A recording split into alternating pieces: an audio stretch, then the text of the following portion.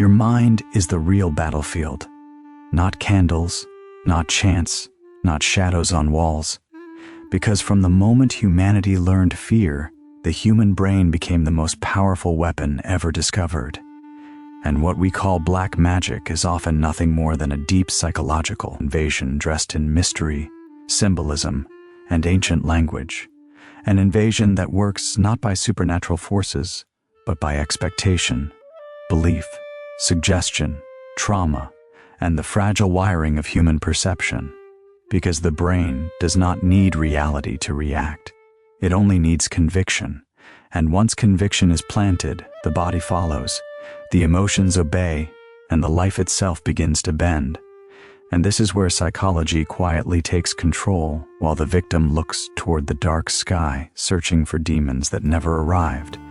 Because fear alone can raise heart rate, disrupt sleep, weaken immunity, create hallucinations, and even manifest physical pain, all without a single spell ever being cast. And when someone is told repeatedly that they are cursed, that their luck is gone, that something unseen is watching them, the brain begins scanning reality for proof.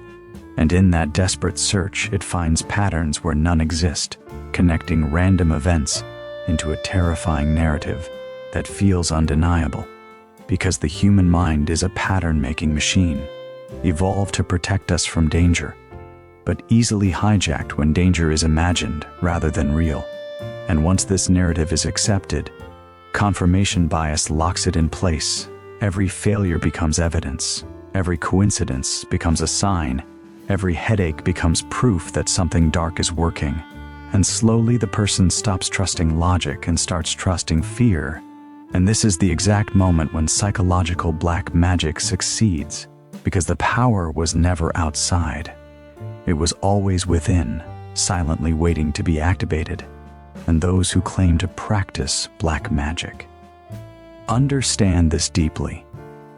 Even if they cannot explain it scientifically, they know that symbols matter, that rituals imprint authority, that secrecy amplifies fear, that ambiguity breeds obsession, and that the human brain fills gaps with worst-case scenarios. So a whisper is more powerful than a shout, a vague threat more dangerous than a clear one, because uncertainty forces the mind into a loop, replaying possibilities until exhaustion sets in. And when exhaustion arrives, resistance collapses. And this is why rituals are slow, repetitive, dramatic, because repetition creates hypnosis, rhythm lowers critical thinking, and drama bypasses logic and speaks directly to emotion. And emotion, not intelligence, is what drives belief, and belief is the fuel of every so-called curse. Because the brain releases stress hormones when it feels threatened. Cortisol floods the system.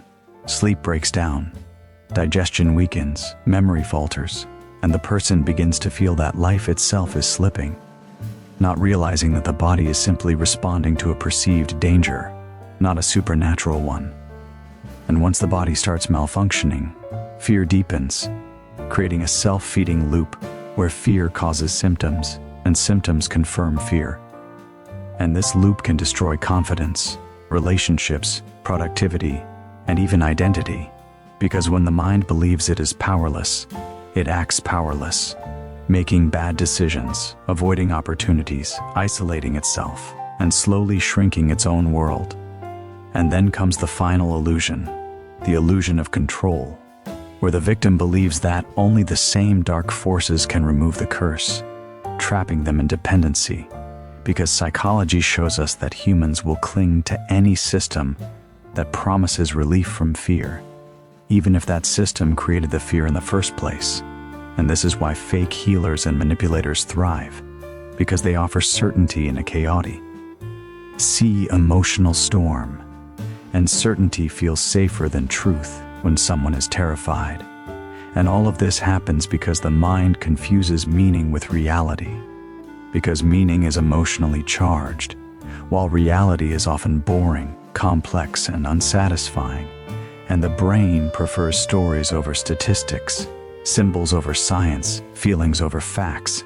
And once a story captures the imagination, logic becomes the enemy, dismissed as ignorance or denial, And this is why even educated people can fall into these psychological traps, because intelligence does not immunize against fear, and education does not erase emotional vulnerability. Because at the core, humans are emotional beings who rationalize later, not logical beings who feel second.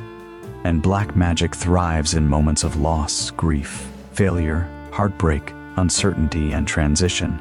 Moments when the brain is already searching for explanations, and when life feels out of control, the mind desperately wants a cause, something to blame, something external. Because accepting randomness is far more frightening than believing in an enemy. And so the idea of black magic provides relief by giving chaos a face, even if that face is terrifying. Because at least terror feels structured. And psychology tells us that the brain would rather feel fear than confusion, because fear can be responded to. But confusion feels endless. And once fear has a name, rituals, and rules, the brain settles into it like a prison it understands. And over time, the belief reshapes perception itself. Where neutral faces seem hostile, normal delays feel like sabotage, ordinary illness feels supernatural, and dreams turn vivid and disturbing because the subconscious absorbs daytime fears and plays them back at night. And then the person wakes up convinced that something followed them into sleep, not realizing that dreams are simply the brain processing emotion. Overload. And when these dreams are interpreted through a supernatural lens, they reinforce the belief system even further, tightening the grip. And slowly the person begins to lose trust in their own thoughts, outsourcing meaning to omens, signs, and other people's interpretations, surrendering mental autonomy piece by piece. And this is the darkest part of psychological black magic, because the real curse is not bad luck, it is the erosion of self-trust, the belief that your own mind is no longer safe. And once someone believes that, they are truly vulnerable, because fear without boundaries can shape reality itself, shaping choices, reactions, and expectations. And expectations are powerful, because the placebo effect proves that belief can heal, and the nocebo effect proves that belief can harm, sometimes severely, because the brain can trigger pain, nausea, paralysis, and even death-like symptoms when it expects harm. And history is filled with cases where people became sick or died after believing they were cursed, even when no physical cause existed, not because magic worked, but because belief did. And belief does not ask for evidence. It only asks for repetition and emotional intensity. And the more a belief is shared, the stronger it feels, because social validation strengthens internal conviction. And when communities reinforce fear, it becomes cultural truth, passed down as warning rather than questioned as psychology, and questioning becomes dangerous, because doubt threatens the structure that holds fear together, and fear always defends itself aggressively, labeling skeptics as ignorant, arrogant, or blind, because fear must survive to maintain control.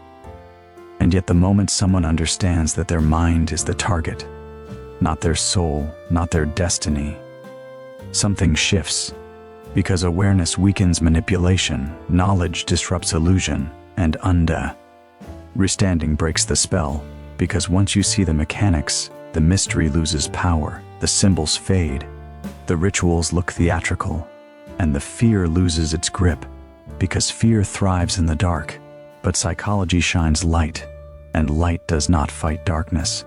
It simply reveals that it was never alive to begin with. And this does not mean that people who suffer are weak or foolish. It means they are human, because the same brain that allows love, creativity, faith, and hope can also generate terror when misdirected. And the goal is not to mock belief, but to reclaim control, to understand that your thoughts shape your reality far more than any external force, and that by learning how fear works, how suggestion enters, how stress distorts perception, how trauma sensitizes the nervous system, and how belief programs the subconscious, you take back authorship of your life. Because once the mind realizes it has been targeted, it can defend itself, not with rituals, but with awareness, grounding, logic, emotional regulation, and self-compassion.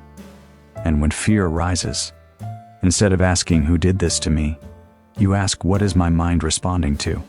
And that question alone begins healing, because responsibility replaces helplessness and understanding replaces terror.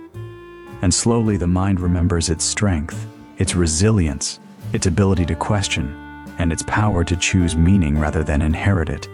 And in that moment, the greatest illusion shatters, the illusion that you were ever powerless. Because the truth is, no curse is stronger than consciousness. No spell is stronger than self-awareness, and no darkness can survive inside a mind that understands itself. Because once you realize that your mind was the target, you also realize that your mind is the shield, the weapon, and the freedom all at once.